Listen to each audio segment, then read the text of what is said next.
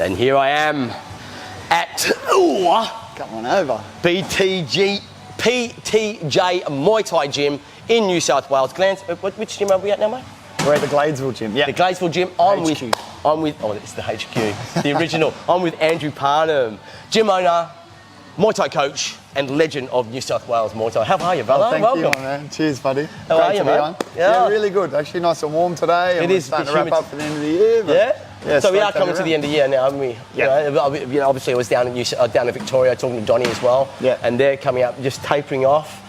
Christmas break and everything like that, but you've got to, we'll talk about that later. Yeah. But mate, let's start from the beginning, mate. Your Muay Thai story, where did it all start?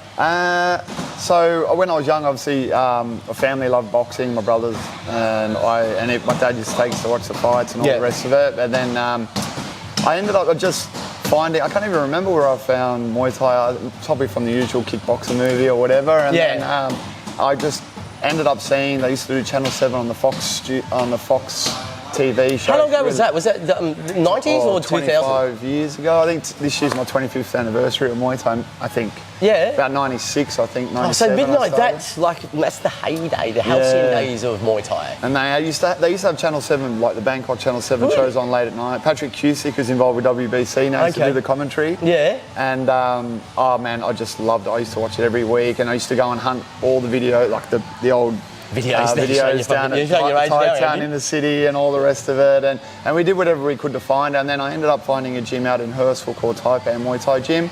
They were the only just Muay Thai gym going around at the time. It started up there, and man, not long after I went on a Thai tour that they were running at the gym. And since then, man... Which gym was that? Where'd you go in Thailand? In Thailand, we went to Bangkok, and then we went Stephen Fox was running the gyms back then. That name's it was on Koh Samui in the WMC gym over there. Okay. So, yeah, a lot of old heads went there back in the day. Deren, a lot of guys, and I go to the other guys too. So Deren, recently talking about Deren. Yeah. So what was your fight career like? Did you have many fights? Yeah, I think I had around 20 fights. Wasn't like you got a couple of fucking few scars here and there. Battle scars there. Yeah, but I wasn't any world beater. Like I wasn't world champion by any stretch of the thing. But I absolutely loved it. Trained my guts out. It was a lot harder to get fights back then, and actually New South Wales Muay Thai was illegal back then. Oh, really? Yeah, we weren't allowed to knee and elbow. Oh, geez, they're pretty, there's a bit of a police state here. We've come a long way, and like, thinking back to then, so I had to have my first 3 fights in kickboxing, which sucked, but just need to get that experience. And then I was really lucky enough that Joe Hilton forged a relationship with us, and shout out to Joe, because he was instrumental in driving my passion to be able to fight, because we went up there, we fought on these Ettamogah Pub shows. Ettamogah? Man, Ettamogah Hotels is tin shed, and a lot of the Queensland greats all fought there. Isn't it a bit of a famous Australian pub, the Ettamogah Pub, isn't it? Man, and it was rowdy. Whenever you walked out and they knew you were from New South Wales, the Queenslanders used to just give you so much, and I love that. Yeah. And I'm a footy fan as well. Yeah. And I love going up there to fight. Sorry guys, footy, he means rugby league. Rugby league, I forgot. But the State of Origin's always been that big rivalry with New South Wales and Queensland. You know, the cane toads and the Mexicans or something. Yeah, well, they used to, cockroaches. Cockroaches, that's it. We used to play up on that a lot. Like a lot of shows would have State of Origin bouts, and not so much anymore. I wish we did, so hopefully the promoters can get on that again. But mate, it was great. I'd love to really cool. Just digressing, man. I would love to see a State of Origin Muay Thai. So we get the champion from WA, champion from New South Wales, a champion from Victoria, a champion from obviously we've got Kieran's gym over there in ACT. Just champion from every state, having a bit of a tournament. It'd be cool. So they're looking at that in February next year. Oh, really? MTA are looking at doing some, they do their nationals, and this year they're trying to step it up and do some A-class guys as well. That'll be cool. Something something to watch this guy, mate. He's gonna fucking get it going. Yeah. Mate, so your Muay Thai, you say 20 odd fights, and then when did you finish up that? So fast forward, I moved to Thailand and I was fighting over there, and then I just kind of, I loved it, but I actually ran out of money, to be quite honest, and I was like, that was hard, so I started teaching on the side, and I ended up getting a full-time teaching gig over there, and just thought I'll have a break, and then... Teaching English or just... Teaching English at first, and then into primary school. And so you speak fluent Thai as well? Not fluent, but you can get good enough. You can pretty good. Yeah, and then moved back after about 5 years with my missus, and then we thought, I started going back to my old trainer's gym and helping out there, and I just loved it. I think it's just like sharing knowledge and coaching. And there were no gyms up this way back then. I thought, my brother was giving me heaps. He's like, man, you should open up your gym, and a few friends, and everyone's like, man, do it. Man, I had no money, and I no previous customers, no nothing, and my wife, bless her, was pregnant as well, and we opened up this gym. We jumped up. I think about it now, and it blows my fucking mind what we did. And we jumped in, and we lived in the gym to save money. Started with 0 students, and then we got a couple of our original members, Tyler Brown, Scott Wilson. Shout out to those boys. Mate, they brought in all their mates and Ruffy and a few other boys around then back in those days. And we just grew from there, and we were lucky. How long ago was that? How many years now? Our 14th anniversary was on Wednesday. Oh, well, congratulations, mate. It's a fucking... I'm just going to say, like...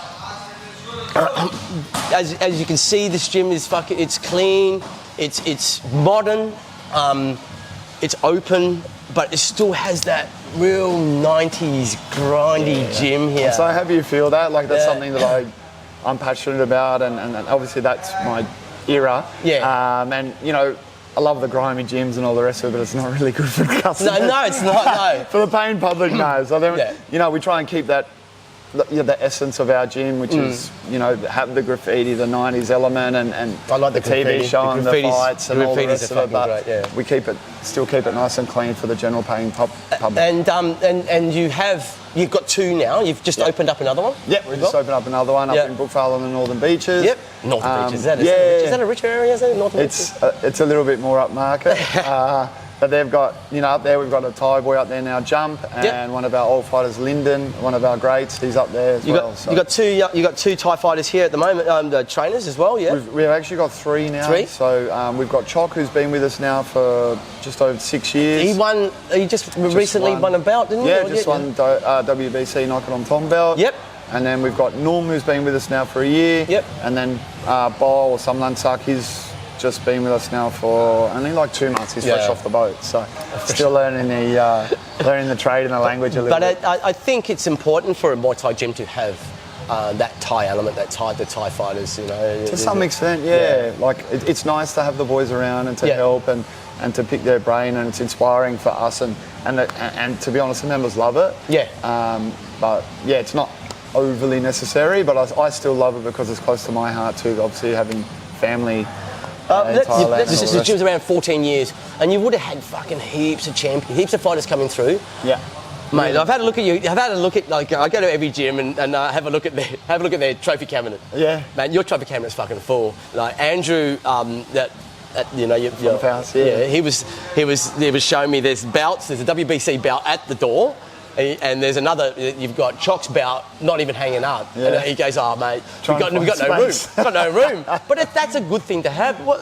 Just name a few of the fighters that you've had come through here, a few champion fighters. Yeah, I mean, you know, looking back over the years, we've been really lucky to have a bunch of great fighters come through. And I mean, originally we had the likes of like Scott Wilson, Junior Zachariah, back in those days, and then progressively as we came through, Sebastian Holmes was another name who was a top level Aussie fighter, and then Yolanda Schmidt, who everybody knows. Of course. You know, and it's something that you would never think when you open up a gym that you're first like world champion and someone who's going to almost somewhat be a household name for Muay Thai enthusiasts anyway. To be your first world champion, and she's got all the accolades. She's got all the roses. How does that make you feel though? To start off like the story you just told. You know, you sleeping in the gym, you had no money, your missus was pregnant, and then to end up to be that get a world title. I still get goosebumps. It's like it's mad, man. Like I love it, and you know, and then now when you fast forward to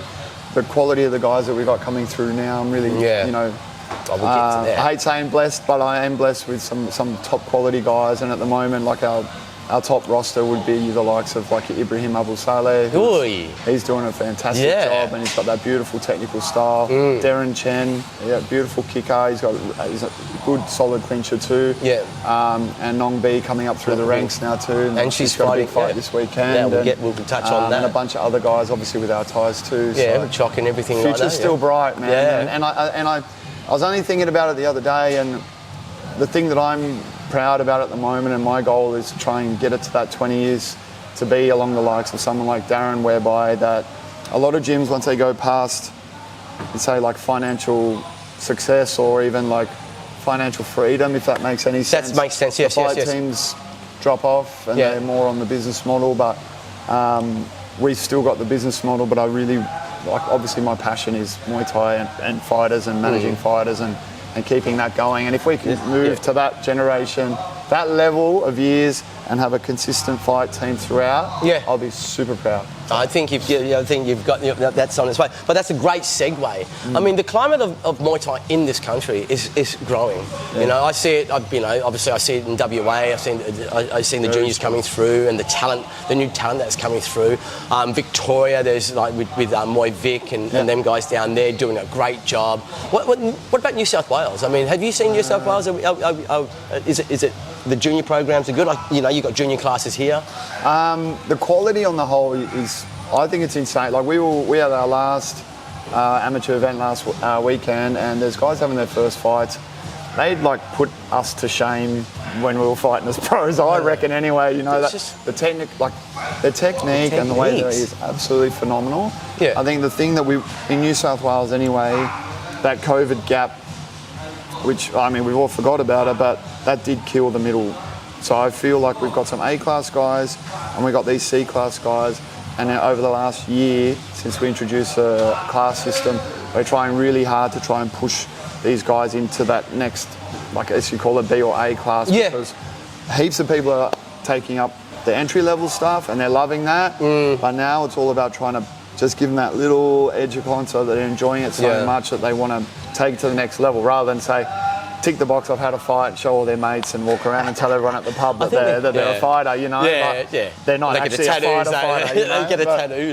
So that's where we're at with that, and I think we're on a good path to do that, with the help of other guys who are on the board, like Shane Greenwood, Lewis Regis, Trevor Lawler and the like, and I think we're on the right path. What improvements would you like to see in the Muay Thai game? Like, obviously we're moving upwards, and the popularity of our sport is growing. I mean, it's growing here. Obviously, you're opening up another gym, so you're getting a lot of interest, and I think that comes from social media, the content creators like myself. You know, I've said this many a time that I couldn't do this unless the job, like what we do in WAMUAYTHAIMEDIA, unless the popularity of the sport, you know, and I like that. But it is picking up. I think a lot of people going, like, obviously Perth, you guys are close to Thailand, but everyone used to go to Bali to do a yoga retreat, whereas now, like, we find like a lot of guys even my age are going over to Thailand to do Muay Thai retreats. And then they're coming back looking for gyms, and here we are, you know. And I think that the general population of people know what Muay Thai is because of that, UFC, and they're coming in, getting fit and having a good time. The thing I want to see a little bit more of, as far as what we're trying to do, is we need, like, I figure like I'm 45 next year. No, you're not, mate. No, get out of it. And I look at some of the guys coming through, and we need that next level of guys who are, you know, like your Roy Wills and the guys who are, we're lucky we got like Deren and Bee and guys that are trying to give back to the sport by becoming officials and helping on days. And I think that's the stuff we really need to focus on for next year, because we can't purely rely on that core group of people. We need constant pathways of people coming through, learning to officiate from A, B and C class. Otherwise we're going to get stuck, and, you know, and officiating, without officials we don't have fights. That's correct. But the quality of officiating is really hard to develop, but also to maintain. So I feel like that's one of the things which, I mean, we promoted like 70, we passed about 70 odd new officials this year. But the next step is to get them to actually come to do the thing. Yeah. A lot of them will do the course, and that's great, and they get a better understanding, but it's actually giving up your time to be that official and learning, because you have to give up the time to do that. Just like a fighter, you do it for free at first.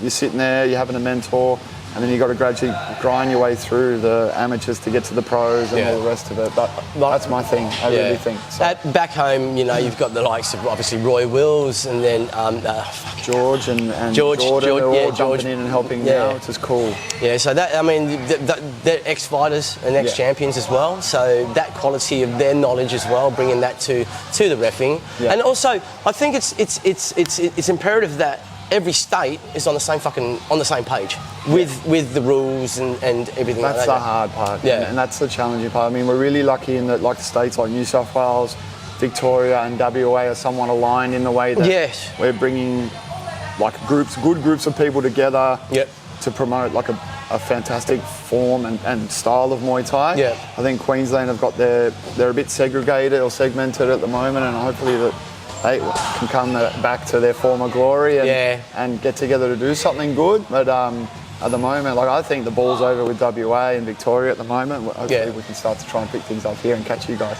No, I think New South Wales, the New South Wales programs you've got over here, you've got some great fighters coming through. Yeah. The Muay Thai here in the country, it's grown exponentially in the last 2 to 3 years, with every gym around the country just growing, and more people getting interested in it. And like you said, like I can see these junior guys that have they've never had a fight or have had 1 or 2 fights, and the quality is there, and that comes from people like yourself, Deren,